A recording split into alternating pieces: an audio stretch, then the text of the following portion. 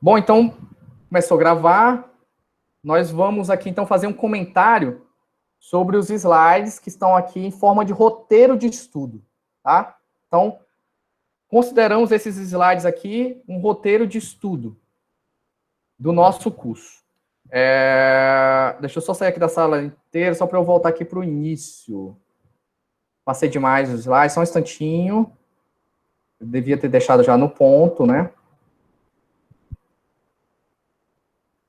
Só um instantinho. Perfeito. Encontrei aqui onde eu queria.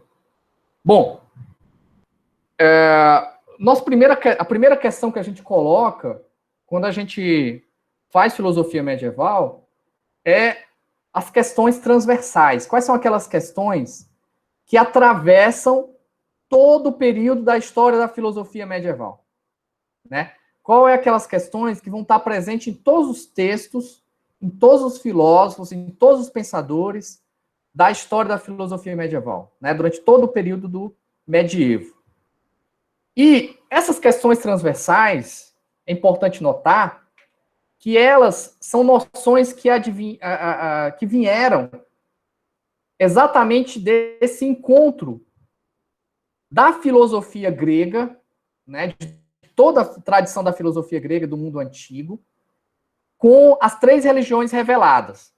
No nosso caso específico aqui, a gente vai dar ênfase a uma dessas religiões reveladas, que é o cristianismo, tá?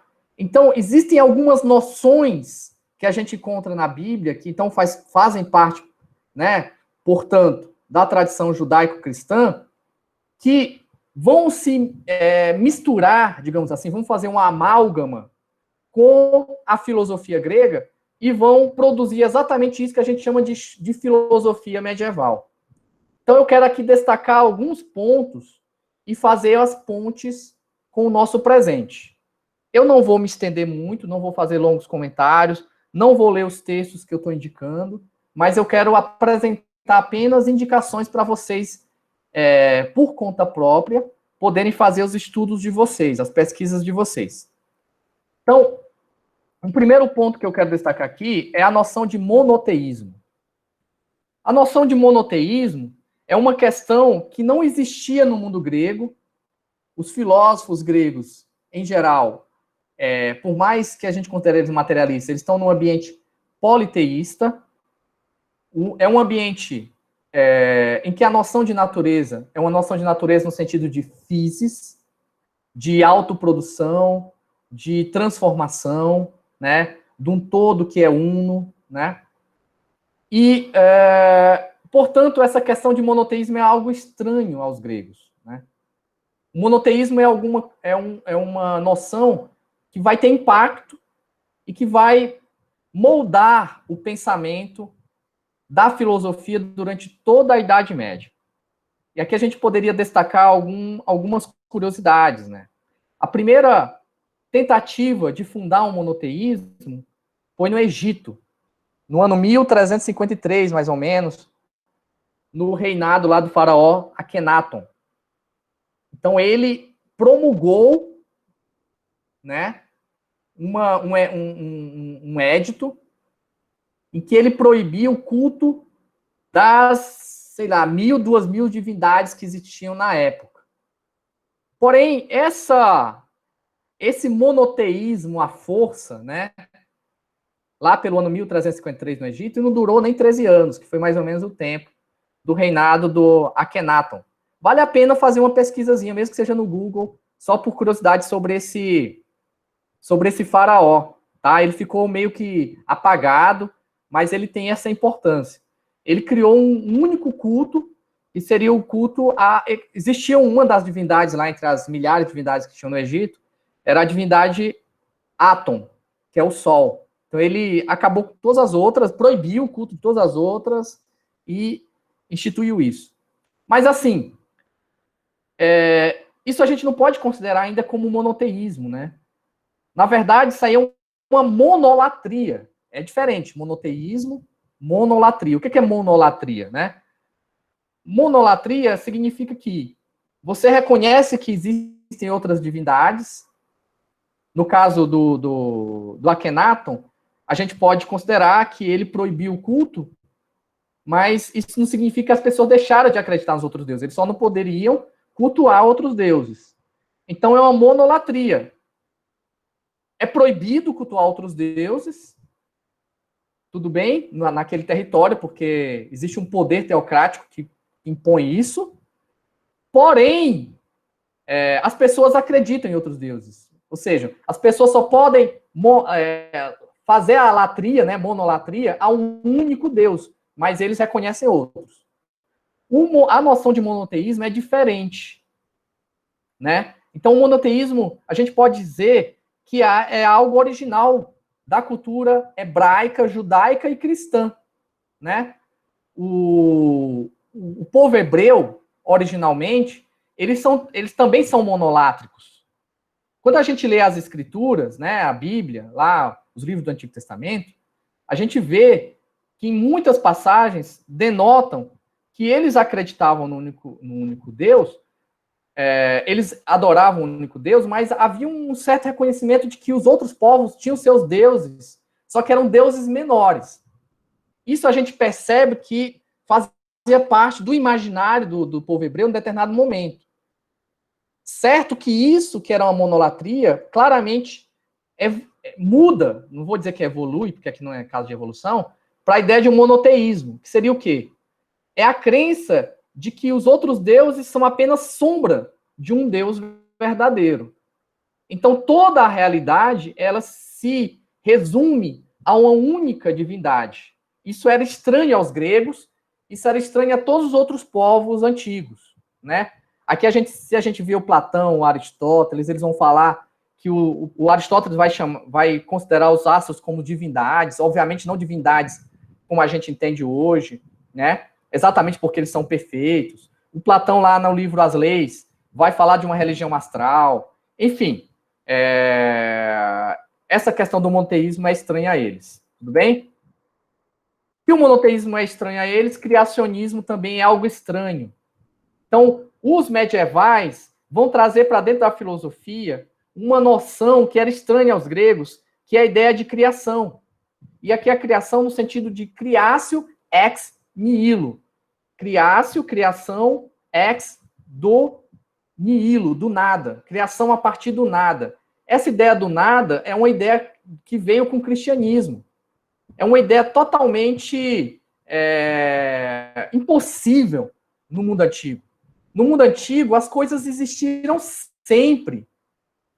O mundo que nós estamos vivendo é um mundo que, de uma certa recebeu esse formato, digamos, essa configuração, em alguma circunstância dos movimentos aí do cosmos, do universo. Mas a matéria que constitui a gente, o universo, ela sempre existiu. Não tem esse negócio de um começo. Tem começos, porque começa, termina, enfim. Né?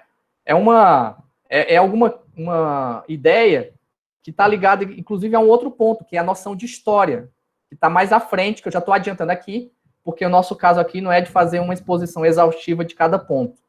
Né? A ideia do mundo antigo, não só grego, mas dos outros povos, e a gente pode dizer até que os nossos povos indígenas também têm um pensamento parecido também, é um pensamento cíclico. Então não existe um começo de tudo. O que existem são vários começos, porque o mundo vai começando, terminando, e vai e volta. E a história também se pensa desse jeito. O mundo evoluiu até um determinado momento, em algum momento ou vai acontecer uma grande guerra, ou vai acontecer uma catástrofe natural, ou, enfim, alguma coisa vai acontecer e vai destruir tudo isso e vai começar do zero e vai evoluir de novo, vai chegar uma grande civilização, enfim. E outra coisa interessante nessa questão do criacionismo, né, é que existe um único princípio. Então é uma forma de explicar a origem de todas as coisas, que é diferente dos pré-socráticos, ou do Platão, do Aristóteles, do Plotino, enfim, que pensavam vários elementos,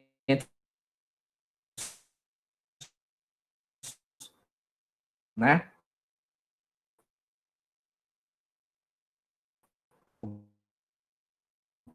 A questão da ideia, o Aristóteles com ato e potência, o primeiro motor, enfim, né? Plotino com uno, estoico com a ideia de uma natureza eterna, que tem uma ânima, né, que tem uma alma, enfim.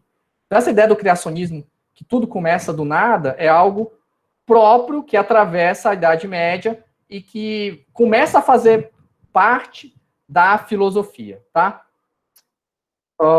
Essa questão do antropocentrismo é importante destacar também, porque se a gente pensa, é estranho, eu sei, né? Porque a gente, quando divide a história da humanidade, a gente entende que o mundo medieval é um mundo teocêntrico e o mundo moderno seria um mundo antropocêntrico.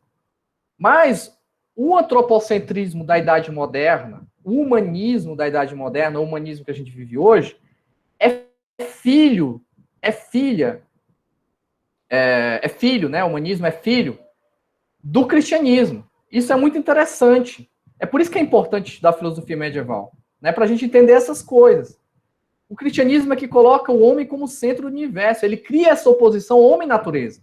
Essa oposição não existe numa concepção de physis. O homem é parte da natureza. Aqui não. O homem é alguma coisa que se opõe à natureza. Está na natureza, mas ele não participa totalmente da natureza, porque ele tem alguma coisa que transcende essa natureza. Ele é um vigário do Criador. É como se ele fosse um Deus na Terra, né? Um representante de Deus na Terra. É um vigário. Vicários, né? Ele é um representante de Deus na Terra, né?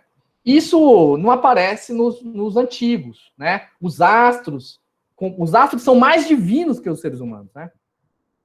Tem um salmo que mostra um pouco esse antropocentrismo, né? Tem uma passagem bonita, eu vou ler aqui, que diz o seguinte: quando vejo o céu, obra de teus dedos, a lua e as estrelas que fixaste, que é um mortal para dele te lembrares, e um filho de Adão que venhas visitá-lo, e o fizeste pouco menos que um Deus, coroando de glória e beleza, para que domine as obras de tuas mãos, sobre seus pés tudo colocaste. Esse é um salmo, acho que quem foi para a igreja, seja evangélico católico, já ouviu bastante este salmo aqui.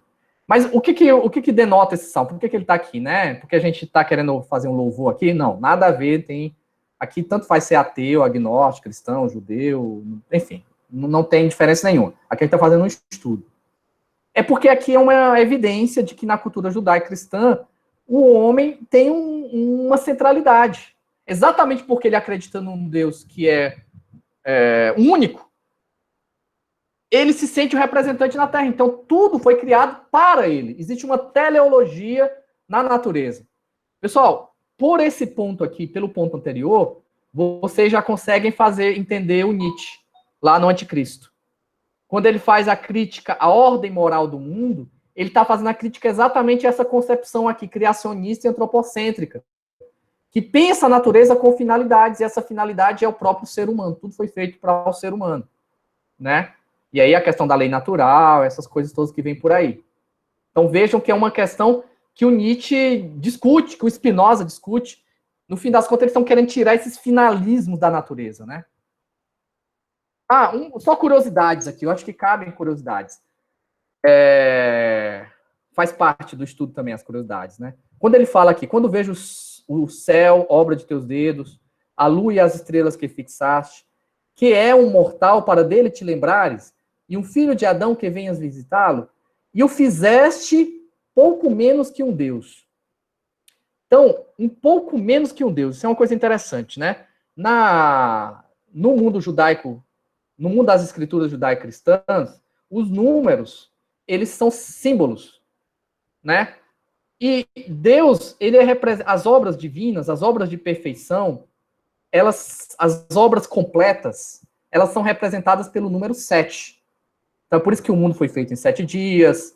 Lá no Apocalipse, são 7 trombetas que tocam, são 7 selos que são abertos, são 7 taças que são derramadas, são 7 igrejas às quais o apóstolo lá se refere, né? Lá no livro do Evangelho de João, são 7 sinais, exatamente porque os 7 sinais, o 7º sinal revela que o Cristo lá é Deus, que é 7, né? 7 é o número da perfeição, significa uma obra perfeita e pode significar, portanto, também Deus, né? E quando fala aqui que criaste um pouco menos que um Deus, o que seria um pouco menos do que o 7? É o 6. né? Então, o 6, dentro dessa numerologia judaico-cristã, ela significa o homem, que é uma obra imperfeita. É uma obra que é um pouco menos do que Deus, né? Então, veja a importância aí do ser humano. Ele é um pouco menos do que Deus. Fizeste um pouco menos do que Deus. E outra curiosidade, é por isso que o número do anticristo é 666.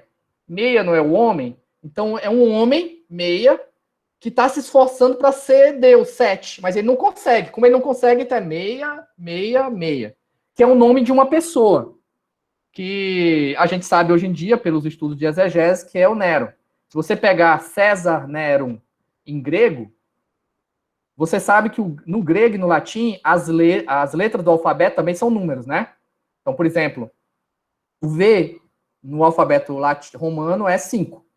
E no grego é a mesma coisa, também são números. Se você pega o número César Nero e somar a numeração, aqui equivale às letras da expressão César Nero, dá 666, dá 666. Se vocês, por curiosidade, quiserem brincar um pouco, peguem o nome Luiz em latim, que é Ludovicus, e somem. Dá 666 também. Só brincadeira, tá? Bom, isso é uma brincadeira. Então, existem teleologistas, que eu já falei, que é essa questão da lei. Aparece a questão da providência pessoal. Então, é um Deus preocupado, que escolhe um povo. Isso não no mundo grego antigo, né? O Deus de Platão, entre aspas, o Deus de Aristóteles, entre aspas, tá? Não é um Deus pessoal, que está preocupado com o que eu estou fazendo, um olho que fica me guiando para me culpar, enfim, não tem isso. A ideia de pecado original, pecado originalmente significa, se eu não me engano, lá no italiano é peccatus, né? Em latim, não lembro agora, mas a raiz de pecado é uma palavra que originalmente não é do mundo religioso, ele é do mundo da caça, né? Peccatus dos guerreiros. Peccatus seria exatamente errar o alvo. Então, eu errei o alvo, é peccatus. E pecado também pode ter um sentido que eu achei interessante, é metafórico, de pé caído, né? Você tem um defeito original que te acompanha. É como se você tivesse um gesso, você colocou na perna, sei lá, que por mais que você não queira, aquilo configura o seu jeito de ser. Né? Você vai andar assim meio desengonçado, digamos assim. Então, o pecado original significa que alguma coisa que marca a natureza da pessoa humana, independente do que ela fez, independente do que ela cometeu, ela já é assim, ela já está marcada. Por mais que ela queira fazer o bem, ela é incapaz de fazer esse bem, a não ser que ela seja justificada, que é a ideia da graça no cristianismo, né? Da salvação. É por isso que os judeus matavam lá cordeiros de ano em ano para fazer expiação, e no cristianismo tem a ideia de o Cristo como o cordeiro de Deus que faz exatamente essa expiação, e aí tem nos livros desse pecado original. Tal. No mundo grego antigo, você não tem essa ideia de um pecado original, você tem uma ideia de hamartia, que é excesso, que não tem a ver com essa ideia de um pecado, porque o pecado tem a ver com a crença num Deus que é nomoteta, né, que colocou leis na natureza, e que você, como se a gente pudesse perverter as leis da natureza, né? Você tem a questão dos mistérios órficos, que você fica transmigrando, e aqui, só lembrar, pessoal, que não existe diferença de transmigração e de reencarnação no grego antigo, isso aqui é uma ideia moderna, lá de Allan Kardec, a transmigração tem a ver com o que a gente chama de reencarnação e tem a ver com o que chama de transmigração também, tudo transmigra, os animais, os homens, enfim. No Allan Kardec, a transmigração é dos outras coisas, o homem só reencarna. Bom, então, essa é uma diferença. Então, conhecimento é virtude. No cristianismo, a fé é uma virtude que não se opõe ao conhecimento. Quando se fala em fé no mundo antigo, se fala sempre no sentido pejorativo. Lá no Platão, é o nível mais baixo, é pistes, é doxa. No mundo medieval, a fé ela ganha um novo status. É alguma coisa que desafia a razão. Né? Santo Agostinho vai dizer, olha, eu creio para entender. Ou seja, não existe o entendimento e a crença, não existe a fé e a razão. Existe sim, elas estão separadas, mas elas não se contrapõem. Eu creio, e essa minha crença me leva a querer entender. E eu entendo para crer. O meu entendimento me leva a entender que tem coisas que superam o entendimento. Né? Então, é a nova dimensão da fé. Bom, tem a questão do ágape cristão, que aí eu coloquei o livro lá, coloquei extratos, né, certos, passagens, recortes desse livro aqui do Liber Rápido, para vocês fazerem ponte. Vocês vão ver que o ágape é um amor que os cristãos inventaram. Ágape é grego, né, mas quando a gente vê no Platão, lá falando do amor, sobretudo lá no Banquete, ele fala do amor eros, que vem a palavra erótico, né? Quando fala lá do amor, da amizade, lá no Aristóteles, né, sobretudo na Ética Nicômaco, é filia, né? Então, ágape é um tipo de amor que quem não tem fé, quem não é cristão, muçulmano, ou tem algum tipo de fé, vai dizer isso é suicídio. Porque tanto o eros é uma busca daquilo que lhe falta, é o amor carnal, eu tenho necessidade. O Sponville fala uma coisa bonita, né? Quando você fala eu te amo no sentido de eros, que você está sentindo é eros, você está dizendo assim, olha, eu sou feliz com você e eu não estou interessado em saber se você vai ser infeliz comigo, eu te quero. Isso é eros. E a filia, que a gente traduz como amizade, mas não é só amizade, porque a filia é a palavra que, por exemplo, denomina o casal. O casal tem filia, né? O marido e a esposa, filia, né? Que tem a ideia de comunidade. Então, eu sou feliz se você for feliz. A sua felicidade me faz feliz. Então, quando eu digo eu te amo no sentido de filia, eu estou dizendo assim, olha, te fazer feliz me faz feliz. Saber que você está feliz me faz sentir feliz. Mas ainda é egoísta, né? Porque eu só estou contigo porque isso me traz felicidade. No ágape, não. O ágape é assim, o modelo do Cristo. Se for o caso, eu sou infeliz para você ser feliz. Se for o caso, eu morro para você viver. O ágape é traduzido como caritas, no latim, que é caridade, que hoje em dia se vulgarizou como dar coisinhas, esmola, mas que tem esse sentido de me esvaziar para tornar o outro pleno. Então, isso é muito legal. Vocês podem fazer aí um link muito interessante do Platão com o Santo Agostinho, com o cristianismo, com o Sponville. Tem muita coisa aí interessante para vocês explorarem durante essa semana, tá? Vocês só não estudam, tá? Se não quiserem mesmo, tem muita coisa. Eu sei que a gente faz uma metodologia que não cria terrorismo, não é dessa ideia, mas, assim, tem bastante coisa para vocês lerem, estudar, interagir, enfim. Interagir lá na sala de aula virtual, por aí vai. A revolução dos valores, aqui é o ponto que eu gostaria que vocês fizessem o link com o Nietzsche, que é a subversão dos valores antigos. Eu estou fazendo um curso agora sobre o livro que o Nietzsche disse que era o principal livro dele, que é o Zaratustra. E o Zaratustra é como se fosse uma paródia religiosa. Ele conta parábolas, assim, ironicamente, é muito interessante, né? E é interessante porque tem o Sermão da Montanha, nos Evangelhos, que é aquele sermão programático, que fala dos valores do reino de Deus, né?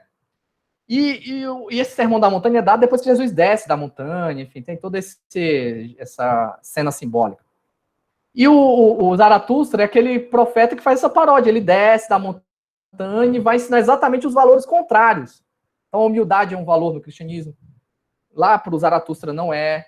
O Anticristo é um livro que já está baseado no Zaratustra, ele é depois, né? Existe um antes e um depois do Zaratustra.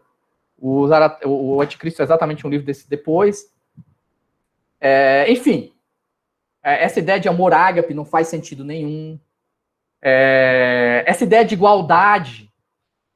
Então, eu recortei algumas passagens interessantes, porque essa ideia de igualdade, que hoje em dia está secularizada, que faz parte de movimentos seculares, né, como agnósticos ou ateus, como marxismo, como anarquismo. Para o Nietzsche, tudo isso nasceu com o cristianismo. O cristianismo é culpado disso, que inventou essa ideia de igualdade de todas as almas perante Deus, né?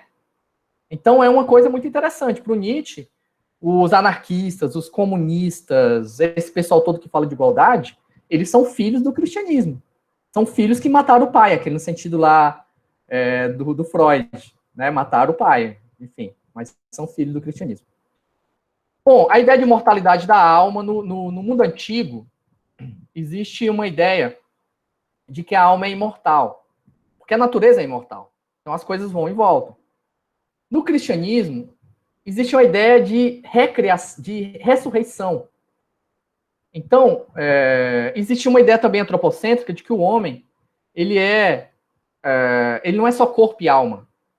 O Nietzsche diz que o cristianismo é filosofia do povão, né? Do vulgo. E o vulgo, o platonismo é a filosofia do povão, né? Nesse sentido de pensar o homem como corpo e alma, por exemplo. Mas se você olha na tradição original ali do cristianismo, o homem não é só corpo e alma, ele é corpo, alma e espírito.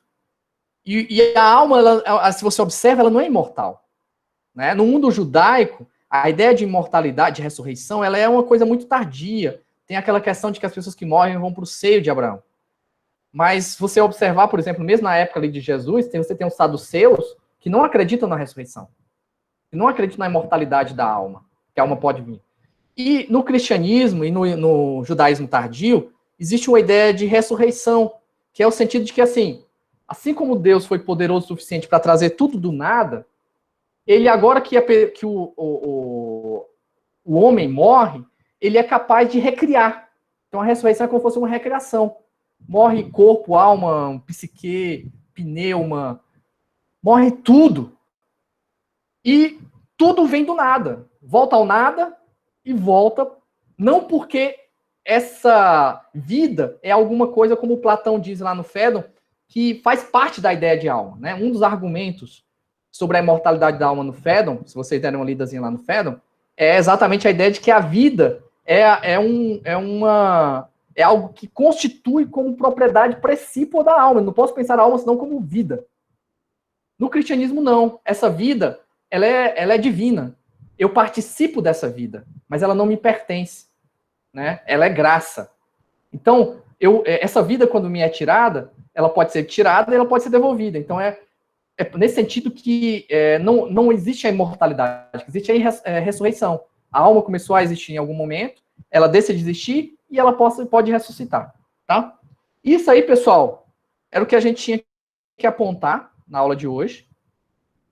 Sentido da história eu já falei, né? É outra coisa aqui que eu acho que é importante.